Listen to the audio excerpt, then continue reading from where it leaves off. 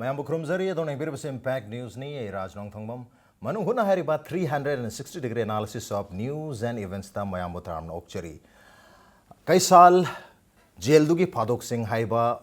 Manipuri film asi mamang chahi 2014 gi February thadagi namba hokibani aduga mamang chahi dagi namba hokiba film asi handak chahi pumloi lore aduga ngarang asi akoi Manipur gi miyam da ahan boy na koi premier show am utuna masigi mahau asi Manipur gi miyam da pikre adubu hairiba film asi KEIHSAL jail dugi Padok Singh hairiba film asina akoi Manipur gi film bu pamjari ba miyam da karama makhal gi anauba taste anauba mahau ama piga dori bano film asina bu matam da karama makhal gi khudongcha da ba challenges and difficulties mayam mayok nakhibage film asida karino pini ba message se masigi top to karino habi matang da ngasi khana ne no gi damakta Impact News ki studio daleng sindro lebir basi joining us tonight on Manung Hutna hari ba film asima ki producer oibiri ba koi HAOBIJAM SURJIT MEETEI ni ha mata SURJIT Taram Okchari welcome to the show appreciate you joining also joining us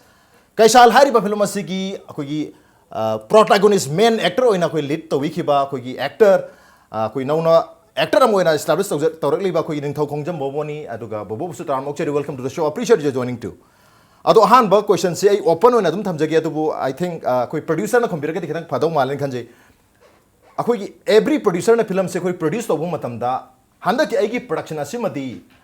mamangi production dagi hena nungaigan hena phagani aduga atopa hojik market te leriba film sing asidagi yamna different oiba yamna unique oiba anoba makhal gi maha ama viewers sing the people ngangune habge thajaba amaga loina na film si pothok nai adu handaki khoi KEIHSAL jail dugi Padok Singh hariba film asida tasengna Manipur miyam da piga doriba anoba maha se karino film asina atopa film sing dagi distinct oigadori base kariga damakta viewers sing na film si yengadori na habge matang da tang takpi khoi gi ngarang premier show zakraba KEIHSAL jail dugi Padok Singh asi khoi gi aigi marup bobo da mage puchi live ta thokiba thodo ma khakta yum phamoi jabane masi aikoi maga igasi chaurana 2008 adai dagi khoi gi mayai ka basinja ki mayokta changjan gi ba amada da pulaktana khoi admaina khangna chanarake adada naksalak pai tare naksan na tinarak padagi mage manung da mamang sahi taram ki mamang gi adai gi da sumai sumai thokiba lei khole haibadagi madu yamna khoida matamdu da khoida isamakta ju phaujagi basi human right yam singnaba yam challenge oiba thogdom khak oiba adusu thangnana leiba khoigi brahma sidai sida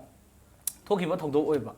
aduda amuk suma si mara leiraga phaba sunataba magi loli gi phauna daba adudagi di changbu matamda che changi kaigumba khara adugumba awar pa leibadagi phabadagi adumaina yamna mawong ta daba mawong da haitare wot nei gi bagi po sidai sida khoina kitang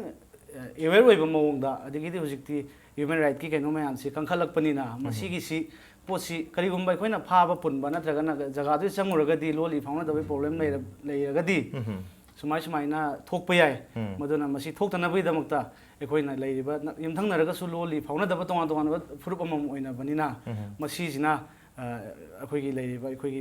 furup Manipur gi oiba parja sing people sing sidai mato karamai tawragadi kamai tawraga ngakthokpa yagani chalagadi kamai tawba yagani haibagi adu awareness oina na bagi damta adamaina sagala kana namgena adamai tar namjagi film am oi okay adu film si koi protagonist oibiri ba film si ke lead actor oibiri ba koi NINGTHOUKHONJAM BOBO gi life haider punsi re thoki ba aseng ba thodong amada bs tawraga directly story damak as it is tasengna adumak thoki ba dumna utraga su maduda inspired tawraga madudagi khara lauraga koi ithoki ba wari ni hana takpire mayamna su adum khangnare adu film si koi isa gi life ta thoki baduna khwaidagi maru oiba adu oibagi film si haidi mayamna yengba pamna duribra natragna karino film si da any USP unique selling proposition film si oina sim tangdi mayam dagi tongali haba isa na khanja ba as an actor kari len as an actor ina khanja budadi segna film basida film asna khoina ai mayam da ina pi ki khanjari ba se mafam da ina waru re ina thengnaru re ina noina khangne haibidi na sade haibidi leiba porasi akhoi gi iramdam masiga makhoi gi lamdam masiga di khenaba mayam ama lei phiyek chajet dagi hona lon dagi hona adagi akhoi gi langak dagi hona noina ma khenai adu itargade khoina kitang mayam asu akhoi mayam mar haiba lamse yamna pe akhoi gi malem gi thakta akhoi UN bauna boda kutinjan bangam da lam ama su oina dum leire hojik su dum oiri adubu ꯃꯐꯝ ꯃꯇꯝ ꯃꯗꯨꯒꯗꯒꯤꯗꯤ ꯌꯥꯝ ꯈꯦꯠꯅꯕꯕꯨꯗꯤ ꯂꯩꯔꯦꯅꯁꯨ ꯑꯩ ꯈꯟꯖꯩ ꯑꯩ ꯃꯃꯥꯡ ꯂꯥꯁ ꯌꯥꯔꯁꯨ ꯑꯩ ꯆꯠꯆꯔꯨꯏ ꯔꯦꯡꯒꯣꯟ Mandalay ꯑꯩ ꯁꯉꯥꯏ ꯐꯦꯁꯇꯤꯚꯦꯜꯒꯤ ꯊ꯭ꯔꯨꯗ ꯑꯩ ꯑꯗꯨꯝ ꯆꯠꯆꯩ ꯌꯦꯡꯖꯩ ꯑꯍꯣꯡꯕ ꯃꯌꯥꯝ ꯑꯃꯗꯤ ꯂꯩ ꯕꯠ ꯂꯩꯔꯒꯁꯨ ꯍꯧꯖꯤꯛ ꯍꯧꯖꯤꯛ ꯃꯈꯥ ꯇꯥꯕꯗ ꯑꯩꯈꯣꯏꯅ ꯂꯩꯅꯔꯤꯕ ꯀꯟꯇ꯭ꯔꯤ ꯑꯅꯤꯁꯤꯒꯤ ꯁꯤꯗꯩꯁꯤꯗ ꯃꯣꯏꯅ ꯐꯩ ꯅꯠꯇ꯭ꯔꯒ ꯑꯩꯈꯣꯏꯅ ꯐꯠꯇꯦ ꯍꯥꯏꯕꯒꯤ ꯋꯥ ꯅꯠꯆꯗꯕꯤꯗ ꯑꯩꯈꯣꯏꯅ ꯐꯤꯂꯝ ꯑꯃ ꯑꯣꯏꯅ ꯃꯌꯥꯝꯅ ꯃꯤꯇꯥꯔꯒ ꯌꯦꯡꯃꯤꯟꯅꯔꯀꯥꯟꯗ ꯃꯌꯥꯝꯗ ꯈꯤꯇꯪ ꯑꯦꯋꯥꯔꯅꯦꯁ ꯑꯣꯏꯕ ꯌꯥꯕ ꯑꯅꯔ ꯑꯇꯣꯞꯄ ꯀꯟꯇ꯭ꯔꯤ ꯑꯃꯗ ꯌꯦꯡꯉꯒꯁꯨ ꯆꯦꯛꯁꯤꯟꯕ ꯌꯥꯕ ꯄꯣꯠ ꯑꯃꯗ ꯑꯩ ꯃꯁꯤ ꯐꯤꯂꯝ ꯑꯁꯤ ꯑꯩꯈꯣꯏ ꯃꯌꯥꯝꯅ ꯈꯜꯍꯟꯖꯕ ꯃꯌꯥꯝꯗ ꯑꯋꯦꯔꯅꯦꯁ ꯄꯤꯕ ꯆꯦꯛꯁꯤꯟꯕ ꯑꯩꯈꯣꯏꯒꯤ ꯆꯦꯛꯁꯤꯟ ꯊꯧꯔꯥꯡ ꯈꯔ ꯂꯧꯈꯠꯄ ꯌꯥꯕ ꯈꯤꯇꯪ ꯗꯤꯐꯔꯦꯟ ꯑꯣꯏꯕ ꯌꯨꯅꯤꯛ ꯐ꯭ꯂꯦꯕꯔ ꯑꯩꯈꯣꯏ ꯏꯟꯇꯔꯅꯦꯁꯅꯦꯜꯒꯤ ꯔꯤꯂꯦꯁꯟꯁꯨ ꯈꯤꯇꯪ ꯎꯠꯄ ꯑꯗꯨꯒꯨꯝꯕ ꯃꯈꯜꯒꯤ ꯐꯤꯂꯝ ꯑꯃꯅꯤ ꯃꯁꯤꯅ ꯐꯤꯂꯝ ꯑꯁꯤꯒꯤ ꯃꯔꯨꯑꯣꯏꯕ USP ꯌꯨꯅꯤꯛ ꯁꯦꯂꯤꯡ ꯄ꯭ꯔꯣꯄꯣꯖꯤꯁꯟ ꯑꯃ ꯑꯣꯏꯔꯤ ꯑꯗꯨꯕꯨ ꯃꯌꯥꯝꯅ ꯍꯦꯟꯅ ꯈꯪꯅꯤꯡꯉꯤꯕꯁꯨ ꯑꯩꯈꯣꯏꯒꯤ ꯄꯨꯟꯁꯤꯗ ꯊꯣꯛꯈꯤꯕ ꯋꯥꯔꯤ ꯑꯃꯗꯒꯤ ꯑꯩꯈꯣꯏ ꯕꯣꯕꯣꯒꯤ ꯄꯨꯟꯁꯤꯗ ꯊꯣꯛꯈꯤꯕ ꯋꯥꯔꯤ ꯑꯃꯗꯒꯤ ꯏꯟꯁꯄꯥꯌꯔ ꯇꯧꯔ ꯁꯦꯝꯈꯤꯕ ꯐꯤꯂꯝ ꯑꯃꯅꯤ ꯍꯥꯏꯕꯅꯤꯅ ꯄꯨꯟꯁꯤꯗ ꯊꯣꯛꯈꯤꯕ ꯋꯥꯔꯤꯗꯣ ꯃꯇꯦꯛ ꯑꯃꯇꯪ ꯑꯩꯈꯣꯏꯒꯤ ꯃꯅꯤꯄꯨꯔꯒꯤ ꯚꯤꯌꯨꯑꯔꯁꯤꯡꯗ ꯂꯤꯕꯤꯔꯒꯗꯤ ꯀꯔꯤ ꯊꯣꯛꯈꯤꯕꯅꯣ ꯀꯃꯥꯏꯅ ꯇꯧꯕꯅꯣ ꯀꯔꯝ ꯀꯥꯟꯗ ꯊꯣꯛꯈꯤꯕꯅꯣ ꯈꯤꯇꯪ ꯇꯦꯟꯇꯛꯅ ꯍꯥꯏꯕꯤꯌꯨ ꯀꯩꯁꯨ ꯀꯥꯏꯗꯦ ꯂꯤꯖꯒꯦ ꯀꯩꯅꯣꯅꯦ ꯃꯇꯝ ꯑꯃꯁꯦ ꯉꯁꯤꯗꯒꯤ ꯆꯍꯤ 15 ꯍꯥꯏꯇꯥꯔꯦ ꯃꯇꯝꯗꯨ ꯃꯗꯨꯃꯨꯛꯀꯤ ꯃꯃꯥꯡꯅꯦ ꯃꯇꯝꯗ ꯑꯩ ꯑꯉꯥꯡ ꯑꯣꯏꯔꯤ ꯑꯗꯨꯝ ꯁꯦꯡꯅ ꯍꯥꯏꯔꯕꯗ ꯆꯍꯤꯁꯦ ꯑꯩ 19 ꯁ꯭ꯋꯥꯏꯃꯨꯛꯀꯤ ꯃꯇꯝꯒꯤ ꯑꯩ ꯉꯁꯤ ꯑꯩ ꯍꯧꯖꯤꯛ ꯆꯍꯤ 35 ꯁꯨꯖꯔꯦ ꯃꯇꯝꯁꯦ 2001 ꯁ꯭ꯋꯥꯏꯒꯤ ꯃꯇꯝꯁꯤꯗꯩꯁꯤꯗ ꯑꯩ ꯑꯩꯒꯤ ꯍꯧꯖꯔꯛꯄ ꯑꯩꯒꯤ ꯂꯥꯏꯐꯁꯦ ꯑꯩ ꯗ꯭ꯔꯃꯔ ꯑꯃ ꯑꯣꯏꯅ ꯏꯁꯩ ꯗ꯭ꯔꯃꯔ ꯑꯃ ꯑꯣꯏꯅ ꯌꯥꯝ ꯏꯁꯩꯗ ꯄꯥꯝꯖꯔꯒ ꯑꯩ ꯍꯧꯖꯔꯛꯄꯁꯤꯗꯩꯁꯤꯗ ꯅꯨꯄꯤ ꯑꯉꯥꯡꯒꯤ ꯄꯨꯟꯁꯤꯁꯤꯗ ꯆꯪꯉꯕ ꯃꯇꯨꯡꯗꯗꯤ ꯍꯤꯡꯗꯕꯗꯤ ꯌꯥꯗꯕꯅꯤꯅ ꯀꯔꯤꯒꯨꯝꯕ ꯊꯕꯛ ꯈꯔꯗꯤ ꯇꯧꯕ ꯐꯩ ꯃꯁꯤ ꯀꯔꯝꯕ ꯃꯑꯣꯡꯗ ꯍꯤꯡꯁꯤꯒꯦꯅ ꯑꯗꯨ ꯃꯇꯝꯁꯤꯗꯩꯁꯤꯗ ꯑꯩꯈꯣꯏꯒꯤ ꯃꯌꯥꯝꯃꯔ ꯃꯣꯔꯦ ꯀꯔꯕꯥꯔꯁꯤ ꯌꯥꯝꯅ ꯐꯕ ꯑꯗꯨꯝꯕ ꯁꯦꯟꯗꯥꯟ ꯂꯝꯕꯤ ꯑꯃ ꯑꯣꯏꯅ ꯁꯦꯟꯊꯣꯛ ꯂꯝꯕꯤ ꯑꯃ ꯑꯣꯏꯅꯁꯨ ꯎꯖꯩ ꯑꯗꯨꯏꯗꯨꯗ ꯁꯨꯝ ꯂꯥꯏꯕꯛ ꯆꯥꯡ ꯌꯦꯡꯒꯦꯅ ꯑꯩ ꯆꯠꯆꯕꯅꯦ ꯕꯠ ꯑꯗꯩꯗꯨꯗ ꯑꯗꯨꯝ 2-3 times ꯑꯗꯨꯝ ꯐꯩ ꯑꯗꯨꯁꯦ ꯌꯥꯝꯅ ꯑꯗꯨꯝ ꯃꯥꯏ ꯄꯥꯛꯄ ꯑꯗꯨꯝ ꯑꯣꯏ ꯑꯗꯨꯏꯗꯨꯗ ꯑꯩꯅ ꯁꯣꯏꯈꯤꯕꯁꯦ ꯑꯩ ꯆꯤꯟꯁꯨ ꯊꯤꯖꯅꯤꯡꯗꯦ ꯃꯇꯝꯗ ꯅꯍꯥ ꯑꯃ ꯑꯣꯏꯕꯅꯤꯅ ꯈꯔꯁꯨ ꯑꯗꯨꯝ ꯍꯥꯏꯇꯥꯔꯦ ꯑꯗꯨꯝ ꯔꯤꯛꯁ ꯑꯣꯏꯕ ꯆꯥꯕ ꯊꯛꯄ ꯑꯗꯨꯝ ꯈꯔ ꯉꯥꯎꯕꯁꯨ ꯑꯗꯨꯝ ꯇꯧꯋꯦ ꯕꯠ ꯑꯩꯅ ꯕꯔꯃꯥ ꯖꯦꯜꯗ ꯂꯩꯔꯤꯕꯗꯣ ꯉꯥꯎꯕꯒꯤꯗꯤ ꯅꯠꯆꯗꯦꯀꯣ ꯁꯦꯡꯅ ꯑꯩ ꯑꯗꯨꯝ ꯏꯝꯄꯦꯛꯀꯤ ꯊꯣꯡꯗꯗꯤ ꯑꯩ ꯁꯦꯡꯅ ꯑꯗꯨꯝ ꯊꯝꯖꯒꯦ ꯃꯤꯑꯣꯏ ꯃꯌꯥꯝꯒꯤ ꯊꯣꯡꯗ ꯑꯗꯨꯅ ꯉꯁꯤ ꯂꯥꯛꯏꯕ ꯄꯣꯠꯁꯦ ꯀꯩꯅꯣ ꯍꯥꯏꯕ ꯃꯇꯝꯁꯤꯗꯩꯁꯤꯗ ꯑꯗꯨꯒꯤ ꯃꯐꯝꯁꯤꯗꯩꯗ ꯑꯩꯉꯣꯟꯗ ꯀꯝꯃꯨꯅꯤꯀꯦꯁꯟ ꯌꯥꯝ ꯋꯥꯠꯈꯤꯕ ꯃꯇꯝꯁꯤꯗꯩꯁꯤꯗ ꯕꯔꯃꯥꯒꯤ ꯂꯝ ꯑꯁꯤ ꯈ꯭ꯋꯥꯏꯗꯒꯤ ꯍꯦꯟꯅ ꯁꯥꯊꯤꯕ ꯌꯥꯝ ꯋꯥꯔꯁ ꯑꯣꯏꯕ ꯃꯇꯝ ꯑꯃ ꯑꯣꯏꯔꯝꯃꯦ 2001 ꯁ꯭ꯋꯥꯏꯁꯤꯗ ꯑꯩꯈꯣꯏ ꯎꯁꯥꯡꯁꯨꯁꯤꯒꯤ NLD ꯍꯧꯖꯤꯛ ꯚꯣꯠ ꯇꯧꯗꯣꯔꯤꯒꯤ ꯃꯃꯥꯡꯒꯤ 15 years ꯃꯃꯥꯡꯅꯤꯗꯅꯀꯣ ꯃꯇꯝꯁꯤꯗ ꯑꯩꯈꯣꯏꯒꯤ ꯁ꯭ꯇꯨꯗꯦꯟ ꯃꯌꯥꯝ ꯍꯥꯠꯄ ꯈꯣꯠꯄ ꯑꯩꯈꯣꯏꯅ ꯕꯣꯔꯗꯔ ꯑꯣꯏꯕꯩ ꯈꯪꯖꯗꯕ ꯋꯥꯅꯤ ꯑꯩꯅ ꯃꯅꯨꯡ ꯌꯧꯔꯀꯥꯟꯗꯗꯤ ꯈꯪꯗꯣꯏꯅꯤꯀꯣ ꯁꯨꯝꯕ ꯌꯥꯝ ꯀꯟꯕ ꯃꯣꯏꯒꯤ ꯏꯔꯥꯡ ꯎꯁꯥꯡꯁꯨꯁꯤ ꯍꯣꯝ ꯑꯦꯔꯦꯁ ꯇꯧꯔꯒ ꯂꯩꯕ ꯃꯇꯝꯗꯒꯤ ꯃꯣꯏ ꯇꯦꯡꯛꯇ ꯍꯥꯠꯄ ꯃꯇꯝ ꯌꯥꯝ ꯀꯟꯕ ꯃꯇꯝꯅꯦꯕ ꯁꯤ UN ꯐꯥꯎ ꯆꯪꯕ ꯉꯝꯗꯕ ꯃꯇꯝ ꯑꯣꯏꯕꯖꯥꯠꯅꯤ ꯃꯁꯤꯗ ꯑꯩꯅ ꯈꯤꯇꯪ ꯍꯦꯟꯖꯤꯟꯅ ꯆꯪꯉꯨꯕ ꯍꯥꯏꯇꯥꯔꯦ ꯃꯁꯤ ꯑꯩ ꯃꯣꯏꯗ ꯂꯥꯜꯂꯦꯗꯤ ꯍꯥꯏꯖꯧ ꯑꯩꯒꯤ ꯑꯔꯥꯟꯕꯁꯦ ꯁꯨꯃꯥꯏꯅ ꯑꯩꯒꯤ ꯑꯔꯥꯟꯕꯅꯤ ꯃꯁꯤꯀꯣ ꯑꯗꯨꯕꯨ ꯃꯤꯒꯤꯁꯨ ꯀꯟꯇ꯭ꯔꯤ ꯑꯃꯒꯤ ꯆꯠꯅꯕꯤꯗꯨꯗꯤ ꯇꯧꯗꯕ ꯌꯥꯗꯕꯅꯤꯅ ꯇꯧꯕ ꯇꯥꯕꯅꯦ ꯑꯩꯉꯣꯟꯗ ꯍꯥꯏꯕꯗꯤ ꯑꯩꯅ ꯆꯦ ꯌꯥꯎꯗꯦ ꯗꯣꯀꯨꯃꯦꯟ ꯑꯉꯥꯡꯅꯤ ꯌꯨꯠꯅꯤ ꯈꯪꯗꯕꯅꯤꯅ ꯀꯣꯏꯕꯣꯏ ꯀꯩꯕꯣꯏ ꯁꯨꯝ ꯕꯣꯔꯗꯔ ꯀ꯭ꯔꯣꯁ ꯇꯧꯔꯨꯔꯦ ꯑꯩꯈꯣꯏꯅ ꯃꯌꯥꯝ ꯆꯪꯅꯩꯁꯤꯗꯤ ꯃꯇꯝꯁꯤꯗ ꯅꯝꯐꯥꯂꯣꯡꯗ ꯍꯦꯟꯅ ꯆꯪꯅꯗꯦ ꯅꯝꯐꯥꯂꯣꯡꯐꯥꯎ ꯐꯖꯅ ꯂꯩꯇ꯭ꯔꯦ ꯃꯣꯔꯦꯗ ꯃꯣꯔꯅꯤꯡ ꯕꯖꯥꯔ ꯀꯥꯏꯅ ꯂꯩꯔꯒ ꯅꯝꯐꯥꯂꯣꯡ ꯁꯥꯕ ꯍꯧꯗ ꯉꯥꯏꯔꯤ ꯁꯨꯃꯥꯏꯅ ꯁꯨꯝ ꯂꯩꯔꯝꯕ ꯄꯣꯠꯅꯤ ꯃꯗꯨꯗꯒꯤ ꯑꯩꯁꯦ ꯁꯨꯝ ꯑꯉꯥꯡ ꯑꯣꯏꯕ ꯀꯣꯏꯕ ꯈꯣꯠꯄꯁꯦ ꯈꯤꯇꯪ ꯄꯥꯝꯃꯨꯕꯅꯤ나 ꯍꯦꯟꯅ ꯃꯣꯏꯒꯤ ꯆꯪꯕ ꯌꯥꯔꯣꯏꯗꯕ ꯖꯒꯥ ꯑꯣꯏꯔꯝꯕꯁꯨ ꯌꯥꯏ ꯑꯗꯨꯗꯤ ꯃꯣꯏꯒꯤ ꯃꯔꯣꯟꯗ ꯏꯪꯂꯤꯁꯅ ꯊꯥꯕ ꯅꯠꯇꯕꯅꯤꯅ ꯑꯩꯅ ꯃꯗꯨꯃꯛꯇꯤ ꯈꯪꯖꯗꯕꯅꯤꯅ ꯑꯗꯩ ꯆꯦ ꯀꯛꯄ ꯈꯣꯠꯄꯁꯨ ꯀꯌꯥ ꯈꯪꯗꯕꯅꯤꯅ ꯑꯗꯨꯃꯥꯏꯅ ꯆꯪꯉꯨꯔꯀꯥꯟꯗ ꯑꯩꯉꯣꯟꯗ ꯁꯨꯝꯕ ꯑꯋꯥꯕ ꯇꯥꯕ ꯃꯐꯝ ꯑꯁꯦ ꯑꯩꯅ ꯄꯥꯎ ꯐꯥꯎꯅꯕ ꯉꯝꯗꯕꯒꯤ ꯑꯩꯅ ꯏꯪꯂꯤꯁ ꯉꯥꯡꯉꯤ ꯈꯪꯗꯦ ꯍꯤꯟꯗꯤ ꯉꯥꯡꯉꯤ ꯈꯪꯗꯦ ꯂꯦꯡꯒ꯭ꯋꯦꯖꯁꯦ ꯌꯥꯝ ꯋꯥꯈꯤꯕ ꯗꯦꯟ ꯃꯣꯏꯅ ꯑꯩꯉꯣꯟꯗ ꯆꯤꯡꯅꯔꯤꯁꯤꯅ ꯑꯩꯈꯣꯏꯁꯦ ꯑꯩꯅ CIDꯒꯨꯝꯕ ꯑꯣꯏꯕ ꯖꯥꯠꯂꯥ ꯗꯦꯟ ꯃꯥꯁꯤ ꯃꯤꯂꯤꯇꯦꯟꯁꯀꯤ ꯀꯩꯅꯣꯒꯨꯝꯕ ꯑꯣꯏꯕ ꯖꯥꯠꯂꯥ ꯁꯣ ꯃꯦꯅꯤ ꯊꯤꯡꯁꯇꯤ ꯂꯩꯔꯝꯕ ꯌꯥꯏ ꯑꯗꯨꯗꯤ ꯑꯩꯅꯗꯤ ꯈꯪꯕꯗꯤ ꯉꯝꯗꯦ ꯍꯧꯖꯤꯛꯐꯥꯎ ꯑꯩꯒꯤ ꯏꯁꯥꯗ ꯑꯗꯨꯝ ꯆꯃꯝꯅꯔꯤ ꯋꯥꯏ ꯑꯩꯁꯦ ꯀꯔꯤꯒꯤꯅꯣ ꯍꯥꯏꯕꯗꯣ ꯑꯩ ꯉꯁꯤꯐꯥꯎ ꯃꯣꯏꯒꯤ ꯂꯣꯟꯗꯣ ꯈꯪꯉꯨꯗꯕꯅꯤꯅ ꯑꯗꯨꯃꯥꯏꯅ ꯂꯩꯔꯀꯥꯟꯗ ꯑꯩꯉꯣꯟꯗ ꯑꯩꯅ ꯂꯩꯔꯤꯕ ꯄꯣꯠꯁꯤ ꯗꯣꯀꯨꯃꯦꯟꯁ ꯌꯥꯎꯗꯕ ꯑꯃꯐꯥꯎ ꯌꯥꯎꯗꯦ ꯃꯁꯤꯃꯗꯤ ꯑꯩ ꯏꯁꯥꯅ ꯑꯗꯨꯝ ꯏꯃꯤꯠ ꯇꯧꯖꯩ ꯍꯥꯏꯕꯗꯤ ꯑꯩꯅ ꯂꯩꯔꯤꯕ ꯄꯣꯠꯇꯨ ꯕ꯭ꯂꯦꯛ ꯑꯣꯔ ꯀꯩꯅꯣ ꯑꯣꯏꯕ꯭ꯔꯥ ꯑꯩ ꯈꯪꯗꯦꯕ ꯍꯣꯏ ꯗ꯭ꯔꯒꯇꯤ ꯅꯠꯇꯦ ꯁꯝ ꯒꯨꯗꯁꯤꯡꯅꯤ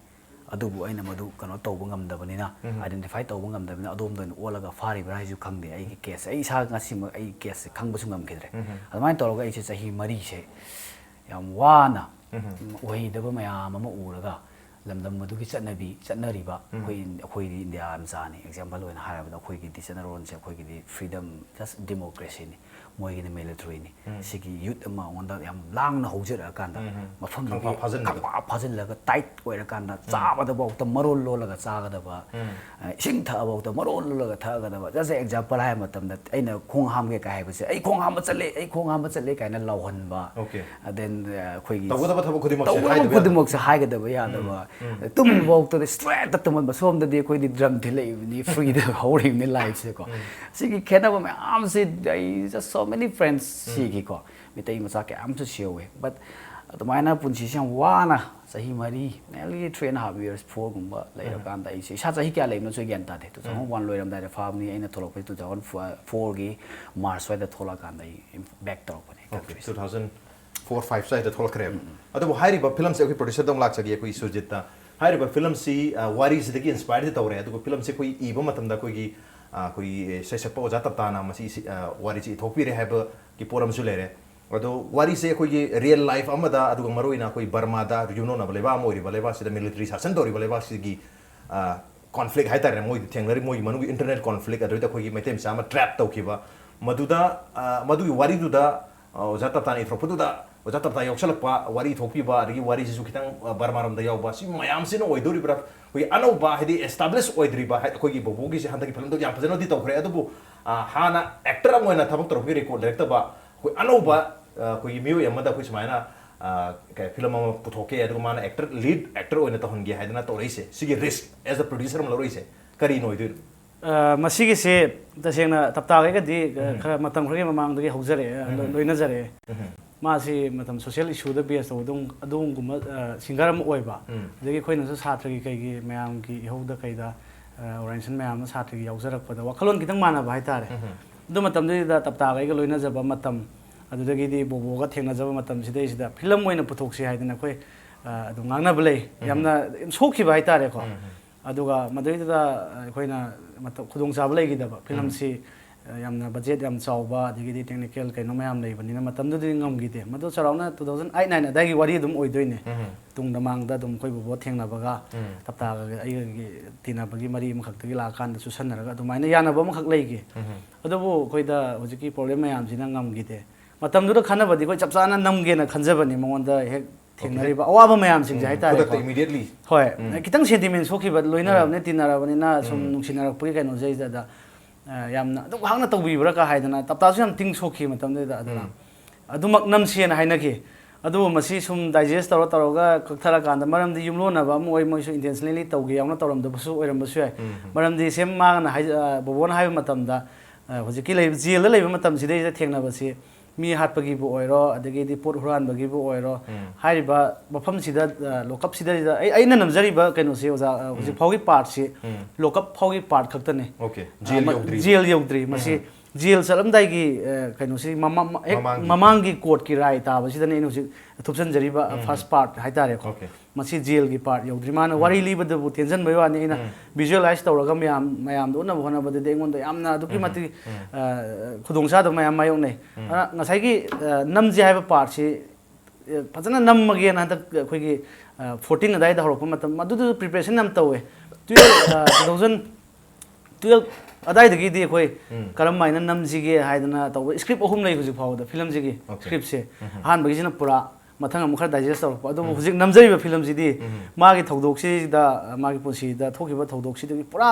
kakta saraga 90% lok thok saraga 10% khatang sidai da khoi thada jare maram di leiriba yumthang na bada leiba adagi di maduna hujik india khoi india da tilli bani na haja tare masiga hayeng hujik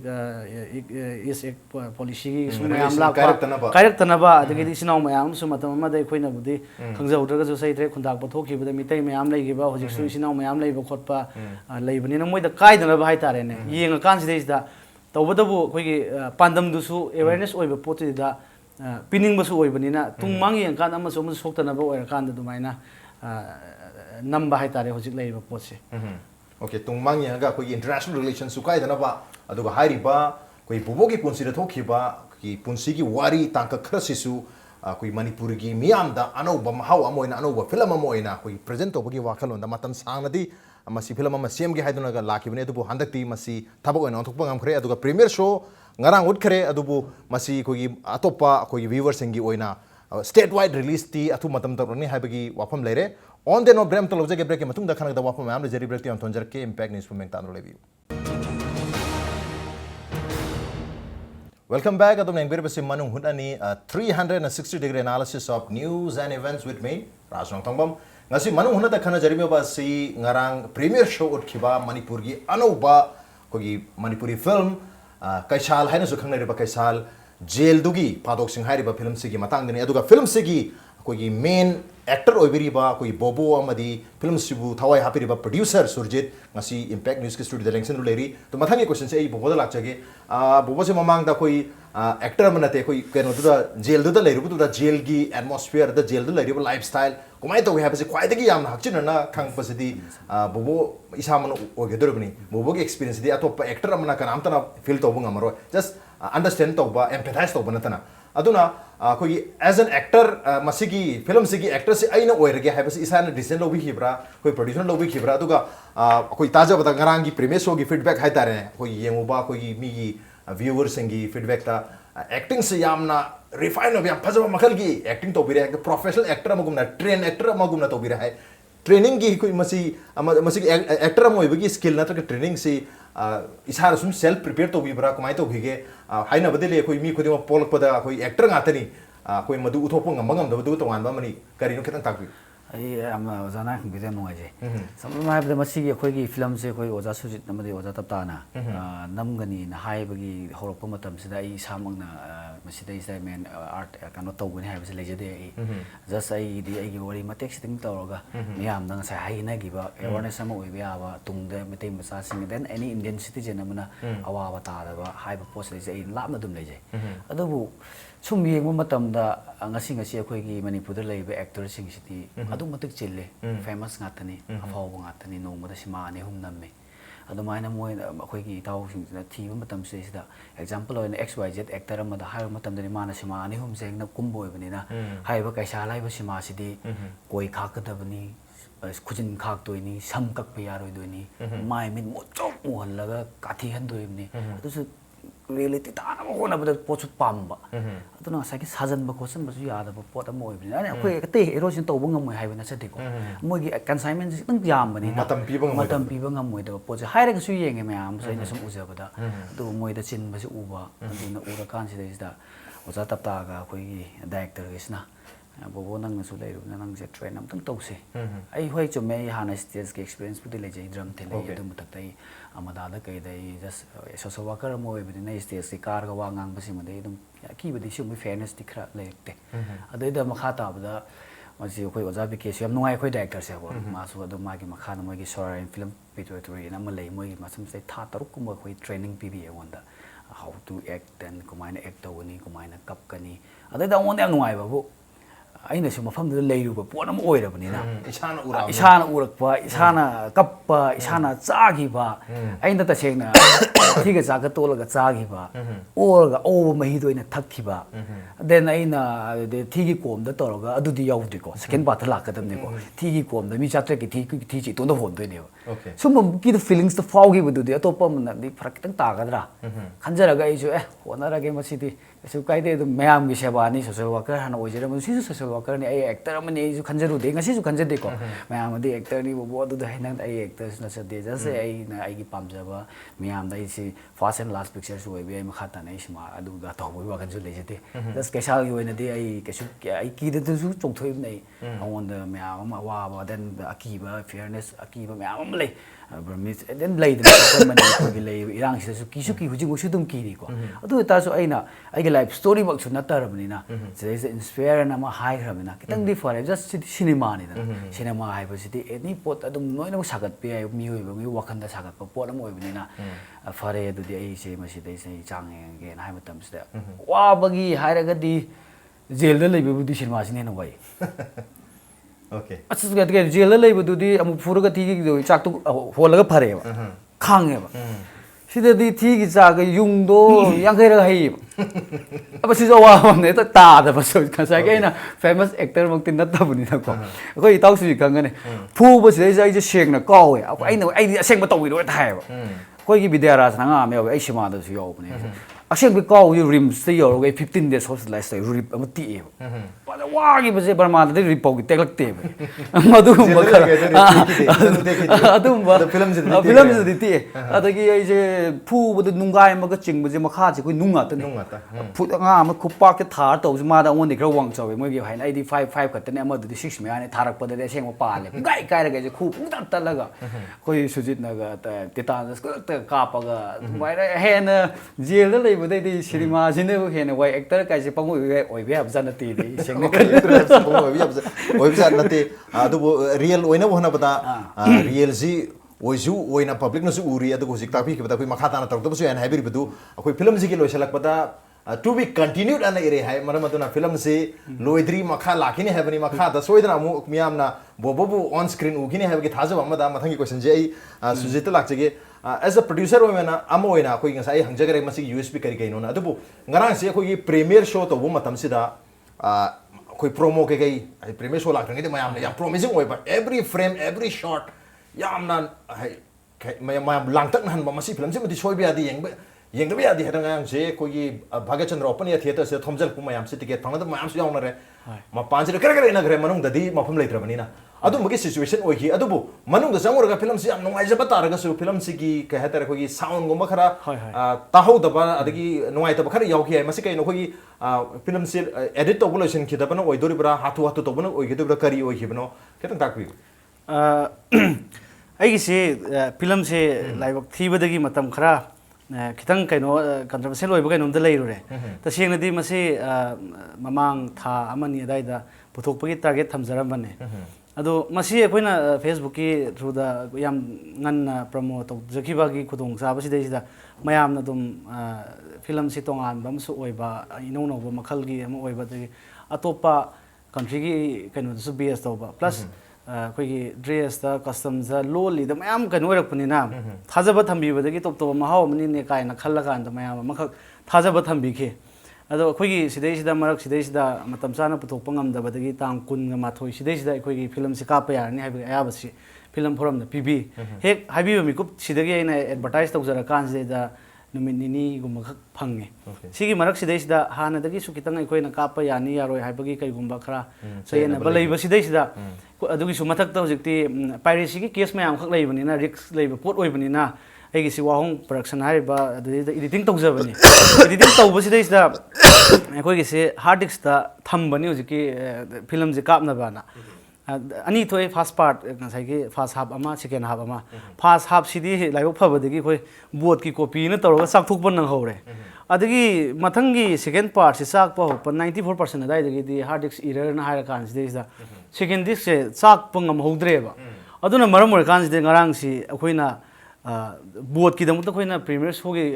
ꯗꯃꯛꯇ ꯊꯝꯖꯕ ꯀꯩꯅꯣꯁꯤ ꯉꯝꯈꯤꯗ꯭ꯔꯦ ꯎꯄꯥꯏ ꯄꯥꯝꯕꯩ ꯁꯨꯡꯂꯩ ꯂꯩꯈꯤꯗ꯭ꯔꯦ ꯑꯗꯨꯕꯨ ꯃꯁꯤ ꯑꯩꯈꯣꯏꯒꯤ ꯄꯨꯡꯗꯤ ꯂꯥꯎꯊꯣꯛꯎꯔꯕ ꯑꯗꯒꯤꯗꯤ ꯉꯁꯥꯏꯒꯤ ꯀꯣꯄꯤꯗꯤ ꯄꯥꯏꯍꯧꯗ꯭ꯔꯕ ꯍꯥꯏꯇꯥꯔꯦꯀꯣ ꯃꯁꯤꯗꯩꯁꯤꯗ ꯑꯗꯨꯛꯀꯤ ꯃꯇꯤꯛ ꯀꯩꯅꯣ ꯑꯃ ꯂꯩꯔꯦ ꯃꯌꯥꯝꯗꯁꯨ ꯊꯥꯖꯔꯝꯕ ꯄꯣꯠ ꯑꯃ ꯃꯥꯡꯈ꯭ꯔꯦ ꯑꯗꯨꯒ ꯇꯧꯕ ꯀꯥꯞꯄꯨꯗꯤ ꯀꯥꯞꯆꯩ ꯀꯥꯞꯄꯤꯕꯁꯦ ꯑꯩꯈꯣꯏꯅ ꯄ꯭ꯔꯤꯚ꯭ꯌꯨꯒꯤ ꯀꯣꯄꯤ ꯐꯤꯂꯝ ꯐꯣꯔꯝꯗ ꯄꯤꯅꯕꯒꯤ ꯀꯣꯄꯤ ꯆꯥꯛꯊꯣꯛꯄꯁꯤꯅ ꯄꯦꯟ ꯗ꯭ꯔꯥꯏꯚꯇ ꯑꯃꯈꯛ ꯍꯥꯞꯍꯧꯋꯦ ꯀꯔꯤꯒꯨꯝꯕ ꯑꯁꯣꯝꯒꯤ ꯄꯣꯠꯇꯣ ꯌꯥꯗ꯭ꯔꯒꯁꯨ ꯄꯦꯟ ꯗ꯭ꯔꯥꯏꯚꯇ ꯄꯨꯅꯕꯅ ꯄꯦꯟ ꯗ꯭ꯔꯥꯏꯚꯇ ꯄꯨꯕ ꯑꯁꯣꯝꯗꯒꯤ ꯐꯤꯂꯝ ꯐꯣꯔꯝꯅ ꯁꯦꯝꯗꯣꯛꯅꯕꯒꯤꯗꯃꯛꯇ ꯁꯤꯅ ꯍꯥꯏꯔꯛꯄ ꯑꯗꯒꯤ ꯑꯩꯈꯣꯏꯒꯤ ꯕꯣꯀꯦꯜ ꯍꯥꯞꯍꯧꯗꯕ ꯈꯤꯇꯪ ꯈꯨꯌꯧꯅꯈꯤꯕ ꯄꯣꯠ ꯈꯔꯗ ꯂꯩꯈꯤꯕ ꯄꯣꯠꯇꯣ ꯉꯔꯥꯡ ꯑꯗꯨꯃꯥꯏꯅ ꯇꯧꯅ ꯀꯥꯞꯈ꯭ꯔꯦ ꯐꯥꯔꯁ ꯍꯥꯞꯈꯤꯗꯨꯗꯤ ꯑꯗꯨꯝ ꯑꯩꯈꯣꯏꯅ ꯑꯦꯛꯁꯄꯦꯛ ꯇꯧꯖꯕꯗꯨꯃꯛ ꯌꯧꯗ꯭ꯔꯒꯁꯨ ꯅꯨꯡꯉꯥꯏꯅ ꯌꯦꯡꯕꯤꯈ꯭ꯔꯦ ꯑꯗꯨꯒ ꯂꯥꯏꯕꯛ ꯊꯤꯕꯗꯤ ꯁꯦꯀꯦꯟ ꯄꯥꯔꯠꯁꯤ ꯀꯩꯅꯣ ꯇꯧꯍꯧꯗ꯭ꯔꯦ ꯑꯗꯨꯕꯨ ꯉꯁꯤꯁꯦ ꯑꯊꯨꯕꯒꯤ ꯑꯣꯏꯅ ꯃꯤꯇꯤꯡ ꯇꯧꯖꯔꯦ ꯑꯩꯈꯣꯏ ꯗꯤꯔꯦꯛꯇꯔ ꯑꯩꯈꯣꯏꯒꯤ ꯄ꯭ꯔꯗꯛꯁꯟ ꯇꯤꯝ ꯑꯗꯨꯗꯒꯤꯗꯤ ꯋꯥꯍꯣꯡ ꯄ꯭ꯔꯗꯛꯁꯟꯒꯤ ꯂꯩꯔꯤꯕ ꯄꯣꯠꯁꯤ ꯃꯤꯑꯣꯏꯕꯁꯤ ꯁꯣꯏꯅꯤꯡ ꯄꯣꯟꯇꯦ ꯑꯗꯨꯒ ꯂꯥꯏꯕꯛ ꯊꯤꯕꯗꯒꯤ ꯁꯣꯏꯈ꯭ꯔꯦ ꯃꯁꯤ ꯑꯃꯨꯛ ꯍꯟꯅ ꯑꯊꯨꯕ ꯃꯇꯝꯗ ꯅꯨꯃꯤꯠ 10ꯅꯤꯗꯒꯤꯅ 15ꯅꯤ ꯐꯥꯎꯒꯤ ꯃꯅꯨꯡꯗ ꯔꯤꯂꯤꯁ ꯇꯧꯅꯕꯒꯤꯗꯃꯛꯇ ꯑꯩꯈꯣꯏ ꯑꯗꯨꯝ ꯁꯦꯝ ꯁꯥꯔꯀꯥꯟꯁꯤꯗ ꯃꯌꯥꯝꯅ ꯑꯩꯈꯣꯏꯗ ꯊꯝꯕꯤꯔꯤꯕ ꯊꯥꯖꯕ ꯑꯗꯒꯤ ꯃꯌꯥꯝꯅ ꯉꯁꯤ ꯐꯦꯁꯕꯨꯛꯇ ꯀꯔꯤꯗ ꯐꯤꯗꯕꯦꯛ ꯃꯌꯥꯝ ꯑꯃ ꯑꯗꯒꯤ ꯁꯖꯦꯁꯟ ꯃꯌꯥꯝ ꯑꯃ ꯄꯤꯕꯤꯔꯛꯏꯁꯤ ꯃꯁꯤ ꯃꯄꯨꯡ ꯐꯥꯅ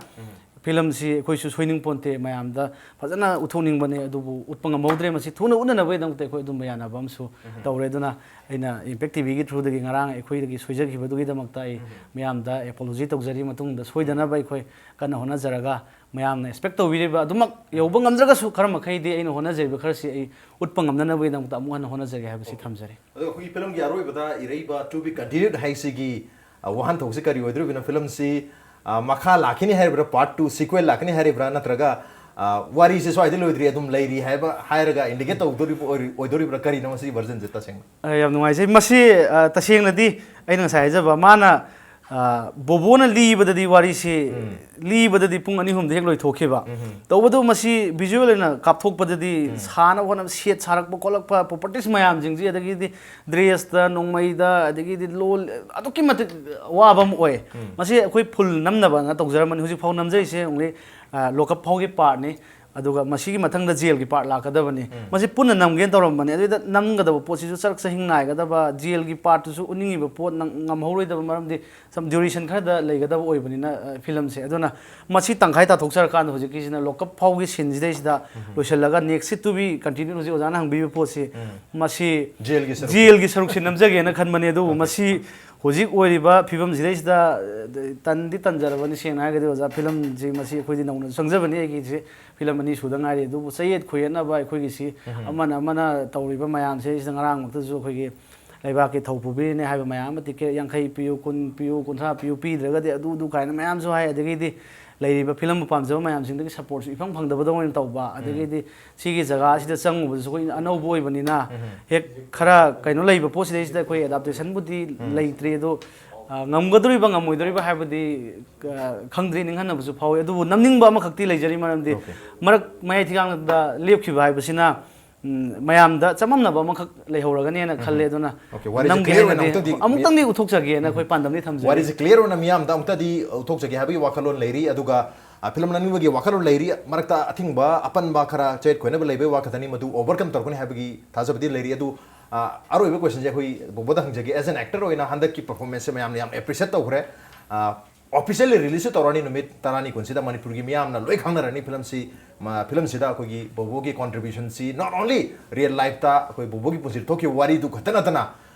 कोई ऑन स्क्रीन दसु पीरीबा कोई इनपुट कंट्रीब्यूशन सी मियामना सोइन खंगनी हाइबगी थाजब थमजरी अदु मखा तारकबदी कोई फिल्म सिदा कै कहते मखा ताना खोंगदा बिगन खनबिब्रा करी वखल लेबिरि जिक्ति सेंगना हाजरबदा कैसाल हाइब फिल्म सिगी ओइनदी आई पदम पुंसी से कथोबने हाइबि आई हाइबदि सी फिल्म सिज दा आइना तौलिसे मईनि पाइदिसे लाइफ ने ब्रह्मा जंग यारोय देन वछि असेंगमने हाइजदेसे को याम फेयरनेस मदम फावे ऐसे लम याम कोइजबु नुपानि ए एशिया गी लम सिंग जे दुम था कुदिंग अम द बैंकॉक त खक बैंकॉक कंबोडिया दा खा जुम याम नुंगाइ जेबो जुम ए कारबार मसा मसा जुम होना जबो छोरे कोइ हिंगनबु लंबी जुम थीबो ल छु तोबु नुपा मोय अदुबो सिगी फिल्म सिलेक्ट तौरुबदगी दे ओंदा अकीबा म्याम अमदि दम लेतबा नते लै हुजिक सिसु लै कनाना के दोरप याय कंट्री अमबु लानबदि नतबको मोइगिदि नियम नि तौदिया द पोरमनि अदुबु आइना जस्ट जेल दुसु लेइबो ओइरे आइना सु कुम्मे अदगी कुम्मबनिना मसागी आइंगोना थेंगनागे पेन मयाम मोइबु फते हाबि नसदे बट आई देक तुमिनब मी सी होबा पुम्मगा सी होबा बोम माइन बोम नेलगा पोखाइगिबा चतखरगा हलक्तबा असुम मैम फाउगे जैसे मिट्टी मचा बोक्ता लेमिनर बोक्ता बोम पोखाग माई डेड बॉडी बोक्ता उगीदब असुम मैम फिल्म से ताब गमद्रगसु एज ए होल इंटायर ब्रह्मा की लोग लेहर प्रिजनर सिंगी आई एम द टोस मैंगान खलग फिल्म से एक्ट तौजगे खजै सी फिल्म बर्माद लेहरीब जेल कैसुम संग लेहरीब मियामदुगी रिप्रेजेंटेटिव मैंगाल कैसाल फिल्म से थवाई कथोचरगे वाखलों लेरी मरम कैसाल की पार्ट 2 लाप पार्ट 3 लाप तारगसु मखा ताब सिक्वेल मैम मथंग मथंग लाप तारगसु बोबो की परफॉर्मेंस बोबो मणिपुर मियामना अदुमक उबो फंखिगनी on that note ngasi ko na di manu hunagi tharamse matang swaita lotion jarge ngasi ki tharmasida bobo amadi khoi surjit lengvik tuna tharmasi mapung phan gi damakta khoi bobo amadi surjit puthaga jo khonduk chari appreciate your joining Thank you. Masih ngasi manu hunagi tharom ngasi ki edition ngasi karam to bibage ko dekhan birpa yagani khoi mail id di impacttvnews@gmail.com natraga khoi Facebook page www.facebook.com/impacttvmanipur da join to biraga comment amadi feedback tha birpa yagani. With that, this is Nongthombam signing out. See you same time next time at prime time. Have a good night.